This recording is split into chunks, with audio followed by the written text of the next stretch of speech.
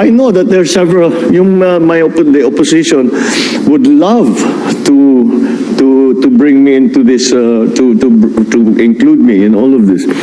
But that's politics. That is not to do about corruption.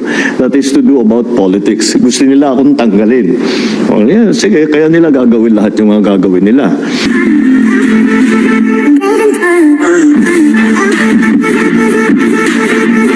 The President has kindly agreed to answer 3 questions from the Malacanang press corps. So let's start with Alexis.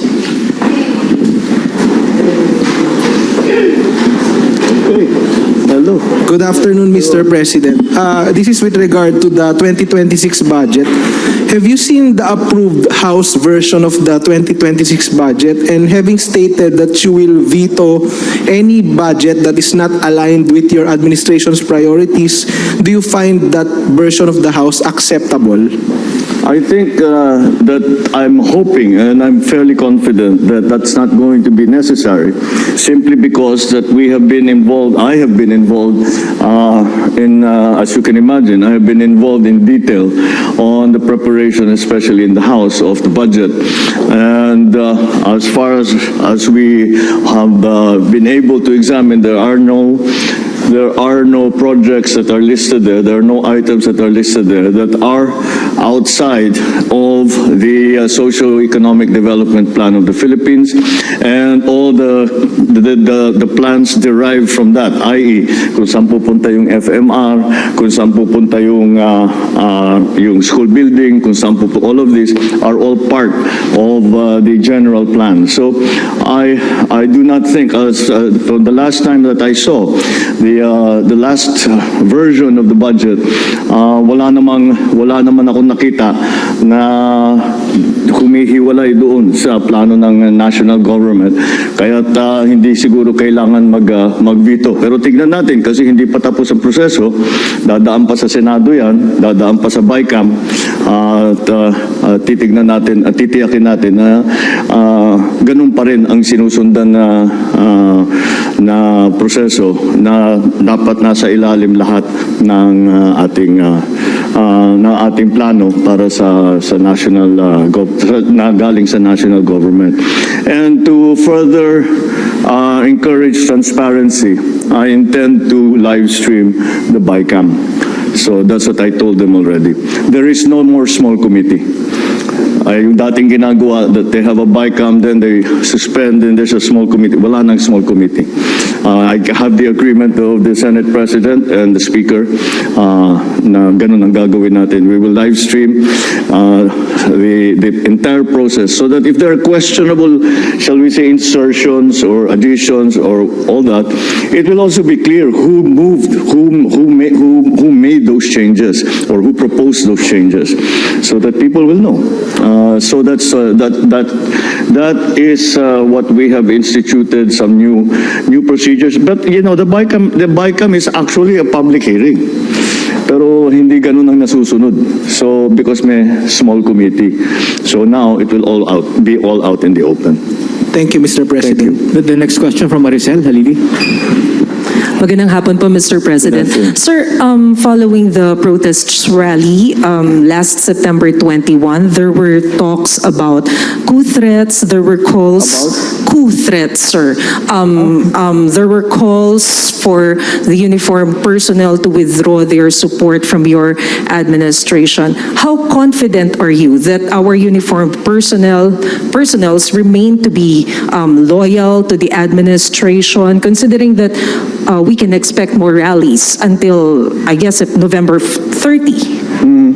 Yes. I'm never confident in that sense. In the sense that I know that you have to be very careful to keep everyone as part of the administration and in support of the administration, supportive of the administration. And so we are constantly talking to everyone and saying, is this? We are very open in our discussions, and whoever has any kind of grievance or have any kind of complaints, and who might be thinking of saying that this is not, we no longer agree with the administration. We always go to them and say, what can we do to accommodate your advocacy or some of the things that they would like the national government to do, and so that's what we are doing. And it doesn't serve any. It is dangerous for someone in my position to be complacent and to say, don't worry, everybody.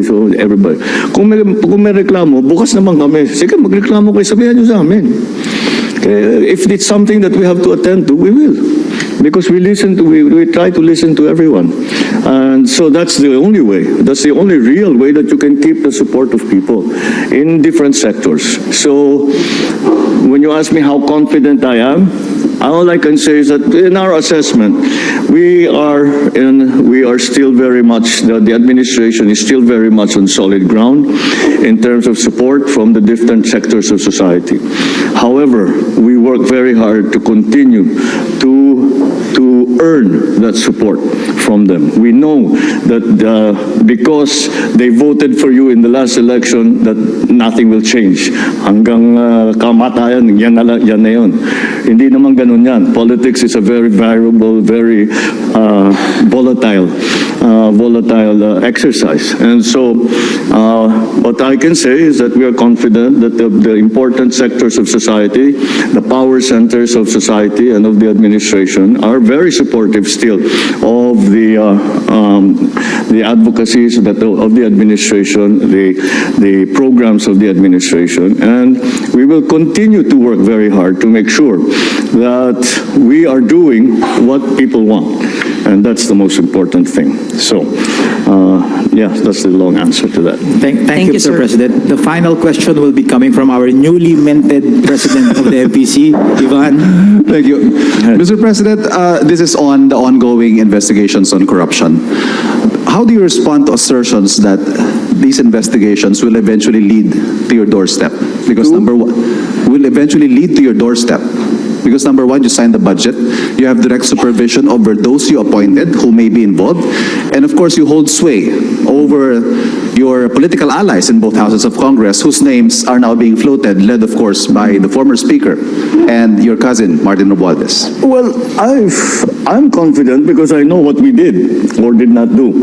But if we investigate everybody, we follow the evidence, and wherever that leads is not something that we try to direct or influence. That's why we have the ICI. They are an independent commission, and that is their job. And their job is to follow the leads that they receive, and if necessary or if it is justified, that they will now recommend to either the Ombudsman or to the DOJ that cases be filed. So let them do their work. We do not interfere with what they do. Wherever it may lead, sinabi ko na nga yan, wala naman tayong tinatago, wala tayong, malakas. I know that there are several, the opposition would love to bring me into this, to include me in all of this. But that's politics. That is not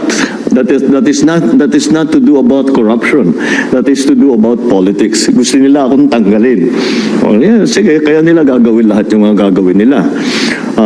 Pero kaya nandyan ang ICI para silang gagawa ng pag-aaral, paghabol ng ebidensya, pag-verify sa mga kwento, sa mga sumbong, sa mga impormasyon na natatanggap nila. And I'm confident that whatever mud might be slung at the administration, that we will be able to show that these are politically motivated and do not actually have any validation in fact. Will the President take one more question? Mr. President, the new Ombudsman yesterday lifted the restrictions on the release of SALNs to the public. Finally. Yes. will you take the lead and allow the release of your salary and maybe perhaps those of your cabinet members? We'll follow the new rules. We'll follow the old rules. These old rules were suspended in the last administration, where the Salin was, it was much easier to get a copy of the Salin and to examine it. And I was quite surprised to find out when I first came into office that that was no longer the case. That it was almost impossible, in fact, to get a copy of people's Salin. And so we're just going back to the old procedure, and we will follow that. Whatever happens. Again, my Salin is I have again. It will be available to whoever would like to kung hingiin sa akin ng ICI, di siyempre bibigay ko. Kung hingiin sa akin ng ombudsman bibigay namin. And will you enjoin your cabinet to do the same? Yes, of course. Of course. Thank you.